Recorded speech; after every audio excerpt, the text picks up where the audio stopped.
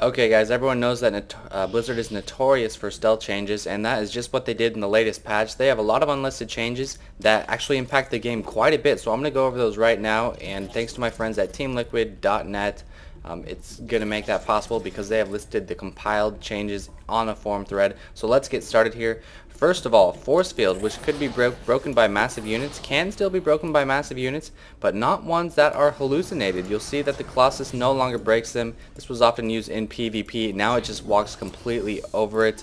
Are Immortals a massive? No, they're not a massive, so don't worry about that. But hallucinations no longer breaking massive units. Barracks. The build time has actually been increased on the barracks. Old build time was 60. New build time is 65. Small change there. A bit nerf to infantry production speed in early game. Don't really agree with this. I wasn't sure if it was that much of a problem, but okay. Ultralisks actually have another buff. In addition to getting the buff not being able to get stunned or mind controlled, they actually get increased armor from an armor upgrade. So what I'm going to be doing is I'm going to be getting chitinous plating and their ground armor, and I'm going to come back to them and show you guys just exactly what happened to them. Spawning pools, there's been a rumor that they do train faster now, but they don't. They are at their normal 65 seconds. This has not been confirmed. Don't know why I'm even mentioning it in here. Let's see, there's now a cooldown on the transfusion on the queens. So before you could just spam it so fast, but now look, you have to wait like about a second. Really not that critical. That's not going to change anything at all. Balancing the queen out a little bit because they are pretty strong. Creep tumors, pretty big nerf on creep tumors actually. Normally when you lay a creep tumor out, you would have to wait, after it completes, you'd have to wait 15 seconds to extend another creep tumor from this single creep tumor.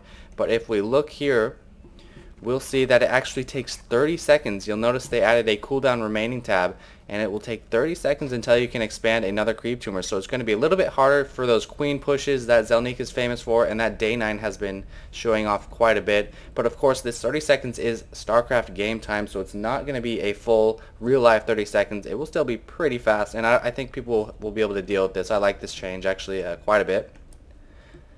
Let's see here. Creep tumors. Okay, Zealot build time increased from 33 to 38, and their attack cooldown increased from 23 to 28. This means they are worse. They take longer to train, and they attack slower. I hate this change. I think Zealots are so freaking awesome. They're a counter to so many ground units. Marauders, Zerglings, especially with +1, and this is just going to make them weaker. It takes longer to train, and you'll notice I can probably micro this a lot easier. Well, not if this guy's going to come in and ruin things, but you can see they do attack a little bit slower. I'll just let you guys look at that. They used to attack faster. Now, oh man, that sucks. Zealots are a little bit worse now. I don't like this change at all. Whatever. I'm not a TOS player, so I guess I shouldn't be complaining too much. Let's see. Reactor time has been increased.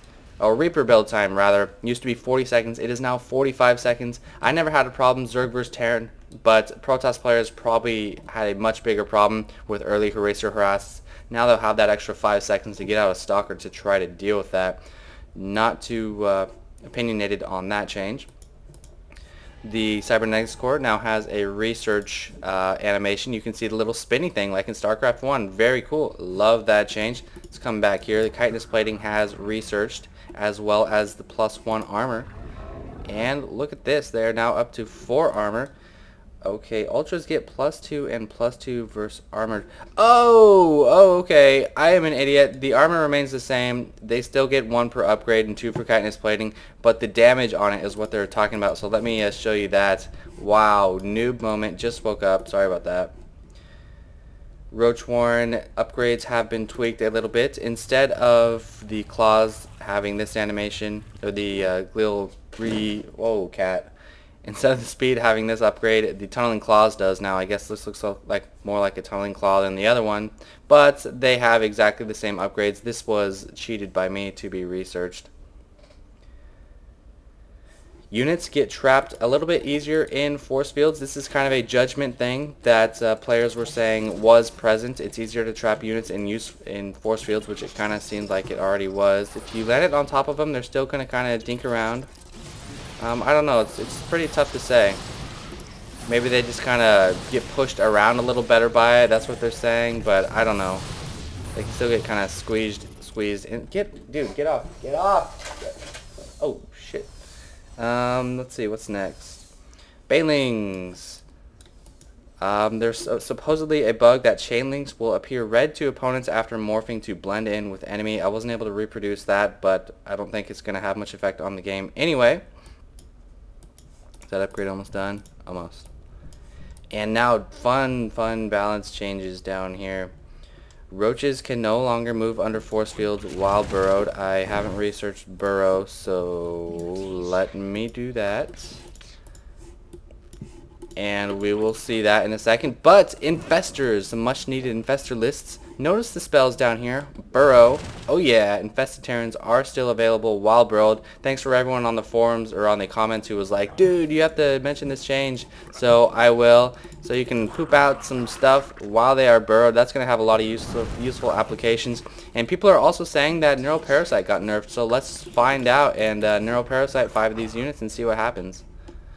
1, 2, 3, 4, 5. Yeah, it looks like it is on a timer now. A 15-second in-game timer. So Neuroparasite now lasts for about 15 seconds. I like this change. Unlimited was quite a lot. It was kind of goofy just having an infestor sitting there with control of a unit and not really doing anything the entire game. And 15 seconds is plenty for any major battle anyway. So I do like this infestor nerf. It doesn't bother me at all.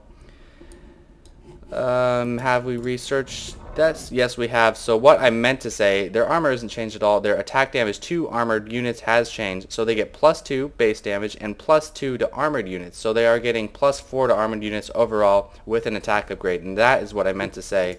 That is how the Ultralisks have been buffed. I'm not sure if it was better or not before that actually. So I'm not sure if it's a buff or not. Also, the cooldown on all spells you can see here, which I mentioned earlier. Cooldown remaining 9 seconds, 8 seconds, 6 seconds, and so on. And now I'm just kind of going to show you a little bit of application of the Burrow Infestor trick. We're going to see a lot more harassment, a lot more flanking with these units. So I'm just going to meander on in here, drop about, I don't know, 10 infested Terrans, and get out. You don't know what's happening right now, but now you do. And just these infested Terrans are going to tear things up pretty quickly here. So very cool. I love this change. It's going to make infestors a much more dynamic unit. But best of all, you don't know which one you want to cast. So when you have a caster with 3 spells and you can't decide between them, you know that's a pretty good caster unit. So cannot complain at all. Let me just mention a